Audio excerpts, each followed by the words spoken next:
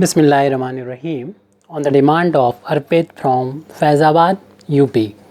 ये problem 3 dimensional analysis से ली गई है। हालांकि ये 2D की प्रॉब्लम है जिसको 3 डायमेंशनल एनालिसिस में बनाया गया है।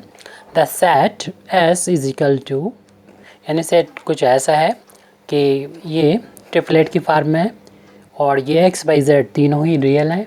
आर क्यूब यानी आर इंटू आर भी कर सकते हैं, यानी एक्स भी रियल है, वाई भी रियल है, जेड भी रियल है, कोई भी रियल नंबर हो सकता है। और इसमें इनके बीच में जो रिलेशन है वो ये है y square equal to 4x और जेड इज इक्वल टू 2। ये रिप्रेजेंट कर रहा है एक 4 ऑप्शन है हमारे पास कि पैराबोला, सिलेंडर, प्लेन या एम्प्टी सेट को ये रिप्रेजेंट कर रहा है। किसको रिप्रेजेंट कर रहा है उसको हमें देखना है। तो यहाँ से सिर्फ पता चलता है कि ये एक्स वाई जेड तीनों रियल हैं। हमें ये कर्व जो है उठाना है, y square is equal to 4x और z इज इक्वल टू ये 2 मिलकर क्या सा कर्व बना रहा है ये हमें बताना है।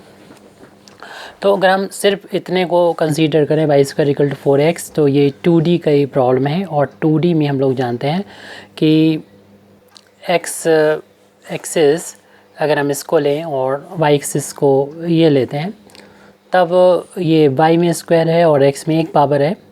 अगर एक वेरिएबल में एक पावर दूसरे में 2 तो ये पैराबोला के इक्वेशन को डिनोट करता है, यानी और ये क्योंकि y में स्क्वायर है तो x एक्सिस के बाद सिमेट्रिकल होता है और ये ओरिजिन से होकर जाता है, यानी ओरिजिन वर्टेक्स होता है। इस तरीके से इनफाइनाइट तक कर्व चला जाता है, ये पैराबोला होता है y square is equal to 4x। और इसको अगर हम 3 डायमेंशनल के रिस्पेक्ट में अगर देखें तो ये अभी फ़िलहाल बना हुआ है z is equal to 0 plane में बना हुआ है। लेकिन इसको अगर हम z इक्वल टू 2 प्लेन में बनाएं, यानी इस पूरे कर्व को कंसीडर करें 3D में, तो ये सिचुएशन हो जाएगी। हमें अपना 3D में इसको पहले बनाना पड़ेगा। तो 3D में बनाने के लिए हम कंसीडर कर सकते हैं ये माना कि x एक्सिस है और इसको y एक्सिस और इसको हम z एक्सिस मान लेते हैं और z इक्वल टू 1 ये डिस्टेंस है और z इक्वल टू 2 डिस्टेंस है।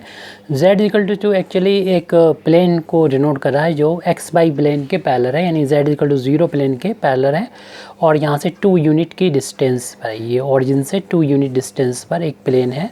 ये इस एक्स वाई प्लेन के पैरेलल प्लेन है। यहाँ पर ये एक्स एक्सिस इस तरीके से ये है, उसी के पैरेलल ये लाइन है।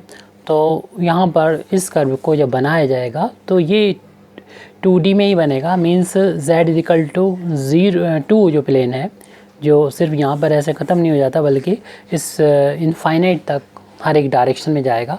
तो उसी में इस ओरिजिन के रिस्पेक्ट में ये थोड़ा पॉइंट ऊपर है, z इक्वल टू ऐसे ओ डैश कह दें तो z इक्वल टू 2 है यहाँ पर और x y की वैल्यू 0 के बराबर है।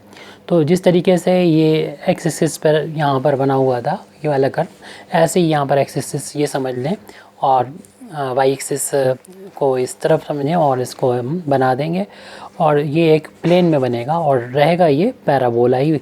तो ये एक्चुअली पैराबोला का ही इक्वेशन है और इसमें सेट में दे रखा है, उससे भी मैं कुछ लेना देना नहीं।